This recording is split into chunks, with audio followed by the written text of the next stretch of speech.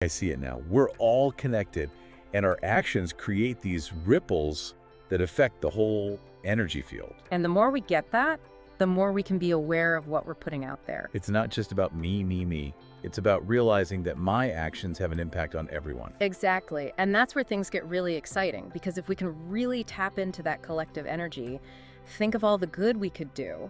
Welcome to this episode of the Metaphysical Manor podcast, courtesy of Violet Spring, author, holistic life coach, intuitive energy healer, Reiki master, numerologist, and tarot practitioner. All right, let's dive in. We're exploring Abundance, the Whole Truth today by Violet Spring. She talks about this wild idea called the law of divine oneness. Yeah, and it really gets you thinking, It's not just some spiritual mumbo-jumbo either. She ties it directly to abundance. Like how connected we are actually impacts how much abundance we experience. Totally. So we all know we're made of energy, right? It's like basic science. It's BCO. Even Einstein said so. Exactly. But Spring says it's not just about our own individual energy, but this collective energy field we all contribute to. That's right. It's like everyone's energy is all mixed up together, creating this giant energy field. She uses this tapestry metaphor. Ooh, a tapestry, huh? Yeah. Each thread represents a life, right? And get this, she says the dark threads are just as important as the light ones. The struggles, the bad times, those are all part of the tapestry too. So even the rough patches, the stuff we wish hadn't happened, it's all adding to the bigger picture. That's the idea. And it makes you think, what kind of thread are you adding? What kind of energy are you putting out there? Wow, deep stuff. But I guess it makes sense. If we're all connected, even small things can make a difference. Totally. And Spring has a name for how this all works, the abundance funnel. It's how we all feed into this big system and how it shapes what we get back, Okay, I'm intrigued. Tell me more about this funnel. How does it work? Picture an actual funnel. At the top is inspiration. That can come from anything, a conversation, a song, anything. Gotcha. Inspiration strikes. What happens next? Well, that spark turns into thoughts. Then those thoughts, they become beliefs and feelings, and then those lead to actions. So it's not enough to just have good intentions, you got to actually do something. Yeah, action is key, and that's where the abundance part comes in. At the bottom of the funnel, where you take action, that's where abundance shows up or doesn't. Okay, I think I'm getting it. So let's say I want to start a community garden. That's my inspiration, right? Perfect example. So you get inspired by this idea. Yeah, and then I start thinking about how to actually do it. I'm planning, maybe even getting a little nervous, can I actually pull this off? See, those are your thoughts and beliefs taking shape. Then I start finding volunteers, getting the supplies, planting the seeds. That's the action part. And what happens? You end up with this amazing garden. It brings people together, gives them fresh food. That's the abundance. Oh, wow. Yeah, it all clicks into place. Yeah. But hold on. What if the garden, totally flops? What if I put in all that work and nothing grows? Great question. Spring is honest about this. Sometimes things don't work out even when we have the best intentions and put in the effort. But how does that fit into this whole divine oneness thing? If we're all connected and sending out good vibes, shouldn't we all be swimming in abundance all the time? It's not quite that simple. Remember, we're all in this big energy pool together. It's not just about your funnel. Everyone's funnel is swirling around, affecting each other. You mean someone else's bad vibes can mess with my abundance, even if I'm doing all the right things? That's what Spring is saying. But here's the cool part. The opposite is true too. The good vibes you send out can counteract the negativity and help everyone experience more abundance. So even if my garden fails, maybe the effort, the connections I made, those still add something positive to the mix. Absolutely. Maybe it even teaches you something valuable that you can then share with others. It's all connected. Okay, I think I see it now. We're all connected, and our actions create these ripples that affect the whole energy field. And the more we get that, the more we can be aware of what we're putting out there. It's not just about me, me, me. It's about realizing that my actions have an impact on everyone. Exactly. And that's where things get really exciting, because if we can really tap into that collective energy, think of all the good we could do. Spring talks about this thing called collective intent. So what happens when we team up with others who share our vision? It's like supercharging those funnels. Think about social movements or scientific breakthroughs. Those happen when people come together with a common purpose. So it's not just my energy, it's how our energies combine and multiply when we work together. It's like adding more and more threads to that tapestry, making it richer and stronger. It's wild what that combined energy can do. Spring even talks about the internet. Think about it. Thousands of minds all working together to create this, like, web of information. That's mind-blowing when you put it like that. Oh. So if we can create the internet, imagine what else we could do if we really focused our collective energy. Right. And it really drives home this point that Spring makes. We aren't just sitting here waiting for abundance to happen. We're actively creating it. Okay, so how do we become more intentional about the energy we're putting into this whole thing? It feels like a lot of pressure. It is. But Spring has some really practical advice. One of the biggest things she talks about is gratitude.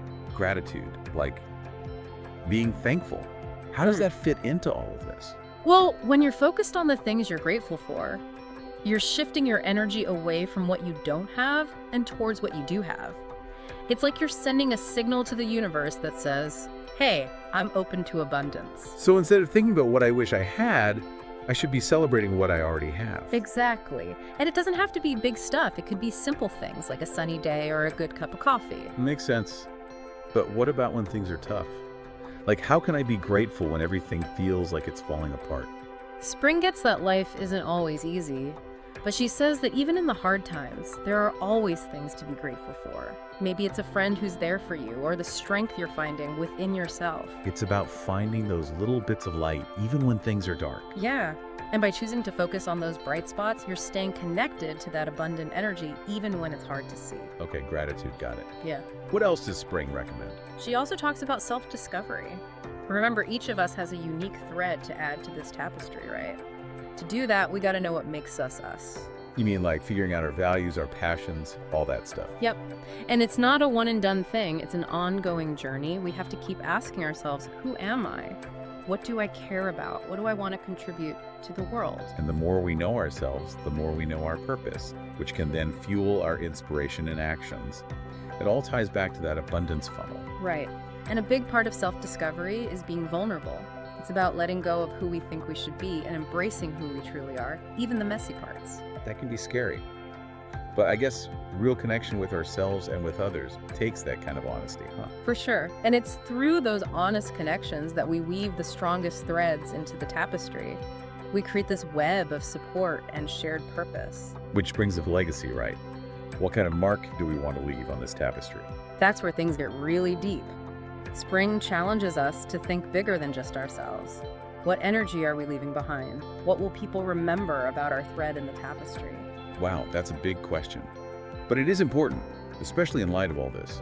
If our actions are really affecting this whole energy field, we have a responsibility to make sure we're contributing something positive, right? Absolutely. And it doesn't have to be some huge grand gesture. It could be as simple as being kind to someone or taking care of the planet.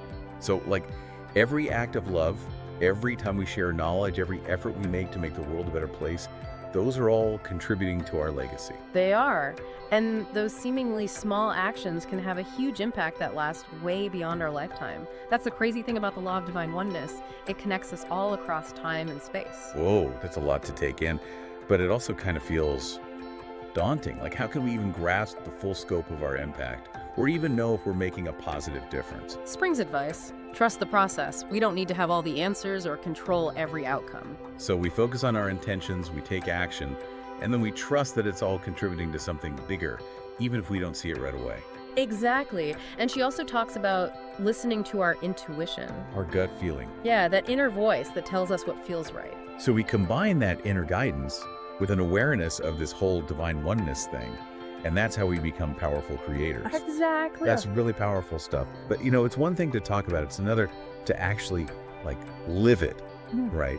How do we actually make that shift from feeling like we're just one tiny person to feeling like we can actually create positive change? Well, Spring says it starts with self-awareness. We have to pay attention to our thoughts and beliefs because those are what drive our actions. So, like, if I'm always thinking negative thoughts, that's going to affect my energy and my abundance. Totally. It's not that we can never have negative thoughts. It's more about noticing them and then choosing to shift our focus. So instead of thinking, ugh, the world's a mess, what's the point? Oh, I could try to think, okay, there are problems, but I can be a part of the solution. Yeah, exactly. Even little shifts like that can make a big difference in our energy and the actions we take. I get it, but it's easier said than done. How do we actually make that a habit? Spring talks about mindfulness, taking a few minutes each day to meditate, breathe deeply, just be present. So like slowing down, taking a break from the chaos. Yeah. It gives us a chance to check in with ourselves, notice if we're holding on to negativity, and then consciously choose to shift our focus. Mindfulness breaks. I like it. Yeah. But what about when negativity is like everywhere? Bad news, people complaining. It can be hard to stay positive. Spring says we always have a choice in how we react to things. We can let the negativity get to us, or we can choose to be a source of positivity. Isn't that kind of like pretending everything's fine when it's not? It's not about ignoring the problems. It's more about realizing that we have control over where we focus our energy. So maybe setting boundaries with negative people, limiting how much news we watch. Exactly. We have to protect our own energy. And then we can focus on finding things that inspire us, that lift us up. Like spending time in nature, connecting with people we love, even listening to inspiring podcasts. There you go. It's about surrounding ourselves with positive energy so we can put more of it out into the world. I see it now. It's all about creating this positive energy within ourselves and then letting it flow outwards. That's a great way to put it. And even if we don't see the results right away, spring reminds us that every act of kindness, every positive thought, it all makes a difference. Wow. So even though we might feel small, our actions really do matter. They do. And when we embrace this whole idea of divine oneness, we tap into something so much bigger than ourselves. We become part of something truly meaningful, something that can create real change in the world. That is incredibly inspiring. Thanks for sharing all of this with us today. We hope everyone listening feels empowered to embrace their own unique gifts and contribute to a world filled with abundance and harmony.